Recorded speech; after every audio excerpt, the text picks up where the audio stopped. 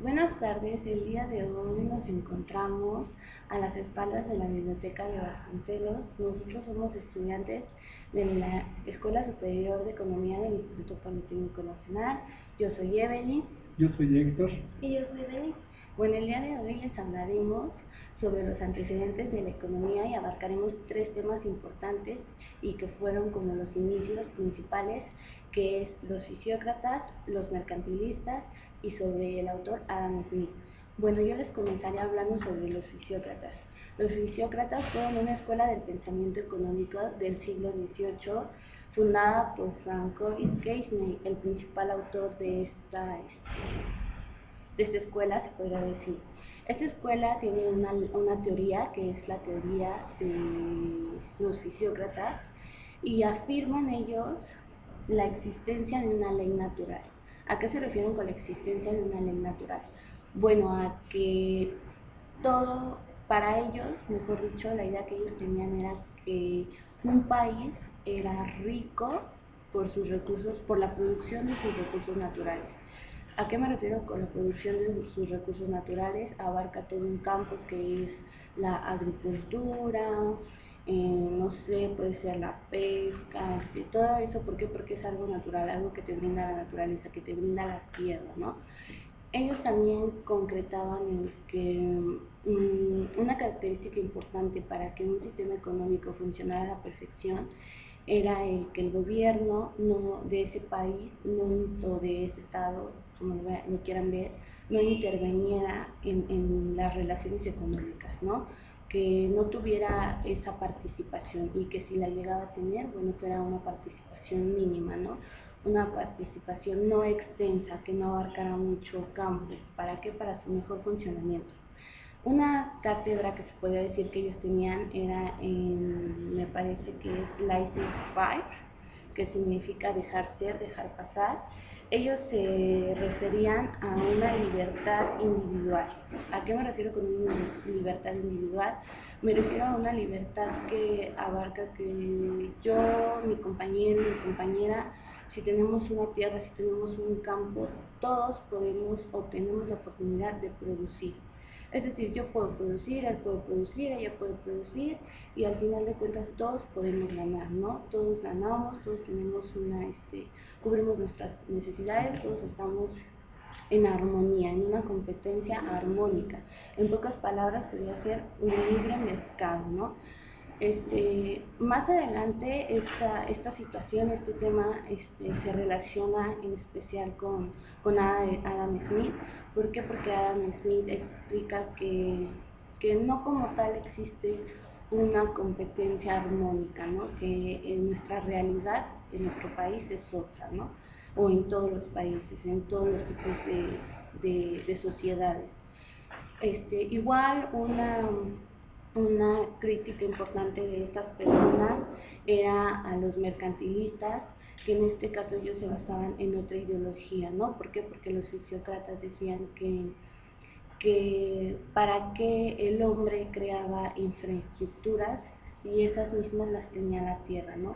Es decir, la tierra te brindaba campos, te brindaba otro tipo de, pues sí, el ejemplo más claro serían los campos, en donde tú puedes producir, y lo que tú produzcas, el producto que tú produzcas, pues, ¿cómo se llama? Llevarlo al mercado, venderlo, y ganar tú, y gana en este caso toda la sociedad, ¿no? Entonces, ellos estaban un poco reprimidos con esa idea.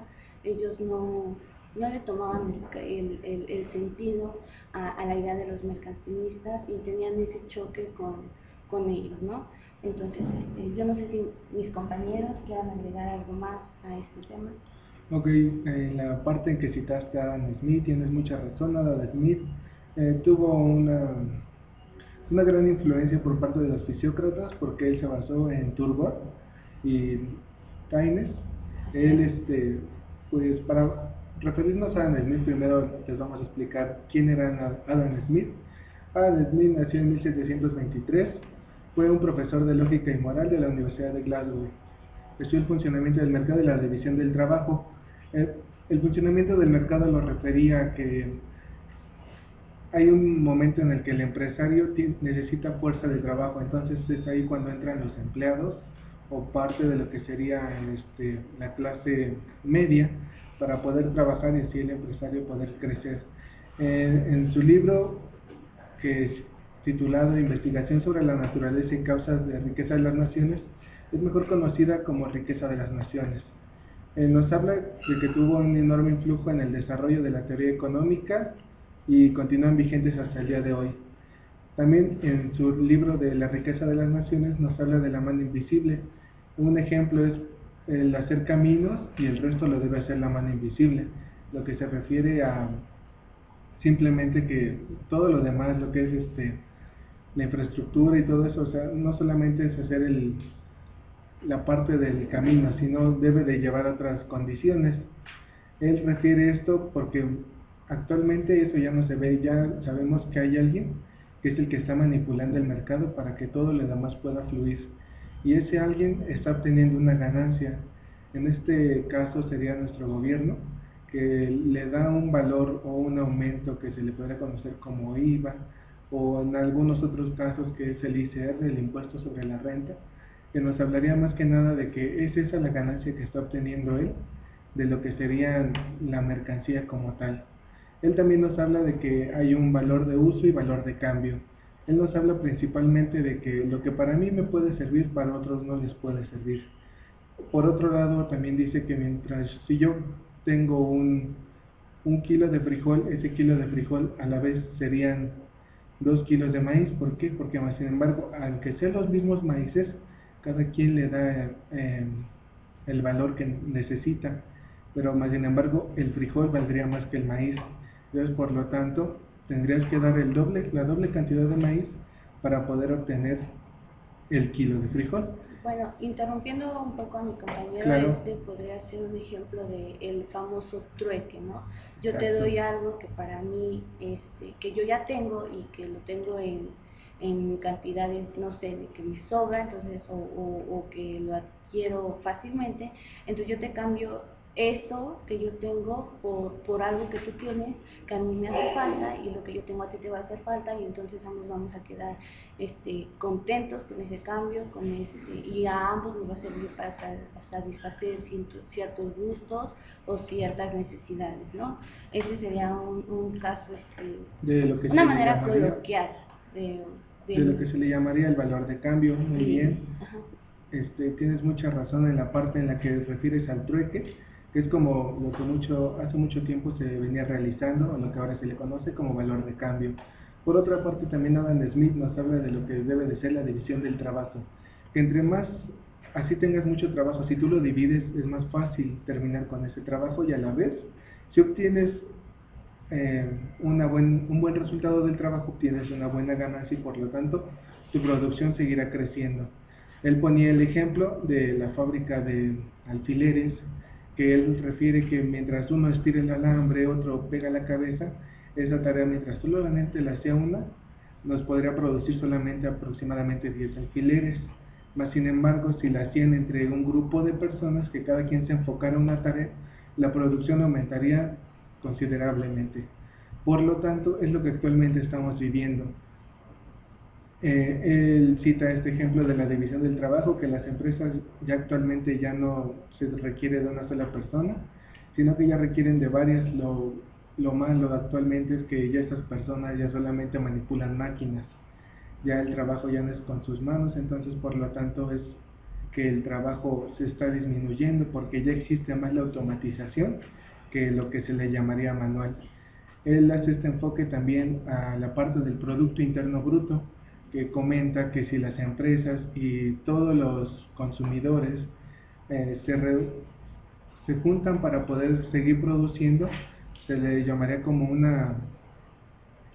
un ingreso resultado de todo el comercio. En todo el comercio abarcaríamos los consumidores y los empresarios.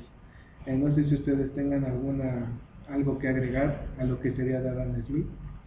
Bueno, aquí Adam Smith, bueno, haciendo referencia a lo que él estaba hablando sobre la división del trabajo, Adam Smith también nos comenta sobre que él proponía un libre mercado y un libre cambio, que como lo comentaban era lo del trueque. Bueno, aquí son elementos fundamentales para el desarrollo económico y el aprovechamiento eficiente de los recursos que uno va adquiriendo.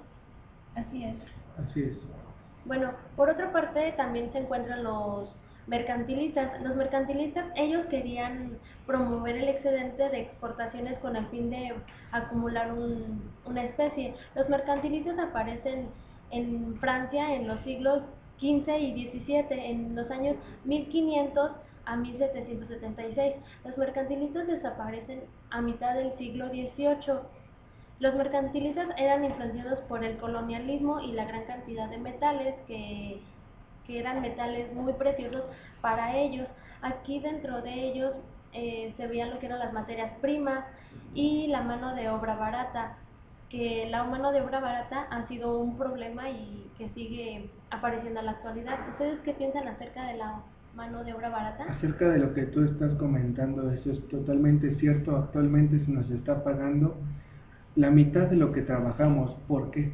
Porque si nos pagaran lo que realmente trabajaríamos, no existiría el capitalismo. Por lo tanto, el capitalista nunca podría crecer porque no tendría una ganancia. Y es muy cierto lo que comentas, Denise, en la parte de que debe de haber una ganancia, y esta ganancia él la hace quitándonos horas de trabajo y a la vez nuestro dinero. Bueno, esto es porque hay también países invasores que, bueno, vienen aquí a donde nosotros estamos. Ellos, pues, lo que quieren es obtener, pues, más ganancias para sobresalir, ¿no? Y dejando a nosotros, pues más abajo, ¿no? Y el mercantilismo también se reforzó a una idea de acumulación de riqueza para el reflejo y tener un mayor poder. Exacto, así es como tú mencionas la acumulación de riqueza. Esto también ya lo venía mencionando Adam Smith, que para lograr un crecimiento tenías que acumular. Acumular, él se refería a que yo acumulo un porcentaje, pero para después volverle a invertir y que mi producción siga creciendo, ya no solo internamente, sino ya tratando de exportar a otros países. Y así, si algún momento llegara a haber sobreproducción, no se tuviera que quedar en la parte de nuestro país, sino tuviera la posibilidad de exportar. Bueno, aquí lo que yo puedo mencionar es que existe un autor, bueno, existe un personaje que es Sir Dudley North, y que es un caso muy emblemático porque él era un mercantilista turco, pero que al final él apoyaba la idea fisiócrata, ¿no? Él decía que la riqueza de un país está en esos recursos naturales que son los que nos brindan y los que nos dan la oportunidad de, en este caso, aplicarles una fuerza de trabajo y convertirlo o transformarlo en un producto mejor, de una mejor calidad, ¿no? Aquí surge una idea que es más bien no es una idea, ¿no? Él decía que si un país quería ser rico, ese país tenía que tener producción propia, ¿no? Es decir, que un país para poder aumentar su economía propia es dedicarse a la elaboración de productos que puedan satisfacer su propio país, a su propia gente, y que después ese sobrante o ese excedente de esos productos poderlos exportar y poder tener otra relación con otros países, ¿no? En nuestro país, en este caso de México, eso no se ve. Entonces, por eso la economía que hoy en día vemos o que hoy en día tenemos es muy baja debido a esa falta de, no sé si de llamarlo de conciencia, no sé cómo se le pueda llamar, pero al final de cuentas de que estamos más preocupados por lo que se le pueda dar al extranjero o por lo que se le pueda dar a otros países que por lo que se nos estamos dando a nosotros mismos, ¿no? Retomando también lo que tú estás comentando, aquí pues los países van teniendo una mayor riqueza y a nosotros pues nos van dejando ahora sí que por los suelos. Entonces, así es. ¿A nosotros qué nos queda, no? Entonces también nosotros prosperamos hacia tener mayor productividad, pero pues mientras nosotros sigamos viendo a los demás países, pues ¿qué nos queda, no, a nosotros? Así es, y ya como conclusión obtendríamos que la base de los fisiócratas, los mercantilistas y Adam Smith es parte de lo que actualmente es la economía. Una parte de Adam Smith que nos menciona la división del trabajo, el Producto Interno Bruto, la mano invisible que actualmente no se ve, pero sin embargo sí existe y no tal, como mano invisible. Solamente con eso podríamos concluir nuestro video. Muchas gracias por su atención. Hasta luego. Hasta luego. Hasta luego.